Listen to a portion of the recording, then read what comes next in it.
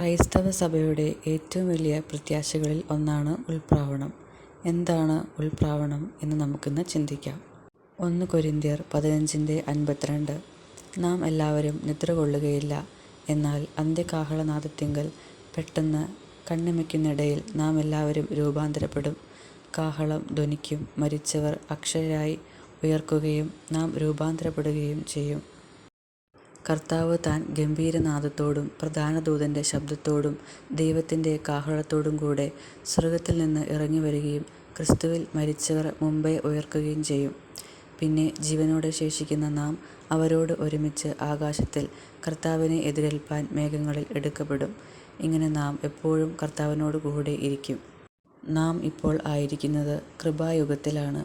69-ാം ആഴ്ചവട്ടത്തിനും 70-ാം ആഴ്ചവട്ടത്തിനും ഇടയിലുള്ള കാലത്താണ് നാം ഇന്ന് ജീവിക്കുന്നത്. സഭയുടെ ഉൽപ്രാവണം 7 വർഷത്തെ മഹോപദ്രവത്തിന് മുൻപായിരിക്കും. നാം ഇന്ന് രക്ഷിക്കപ്പെടുന്നത് ക്രിസ്തുവിൽ ഉള്ള വിശ്വാസത്താൽ മാത്രമാണ്.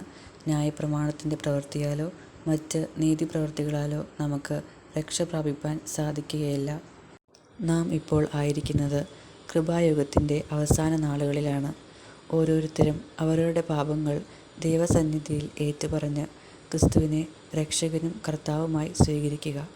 ക്രിസ്തു എൻ്റെ പാപങ്ങളുടെ പരിഹാരത്തിനായി മരിക്കുകയും 3-ാം നാൾ ഉയിർത്തെഴുന്നേൽക്കുകയും ചെയ്തു എന്ന് വിശ്വസിച്ച് കൃപയെ കൈക്കൊണ്ട് രക്ഷ പ്രാപിക്കുക.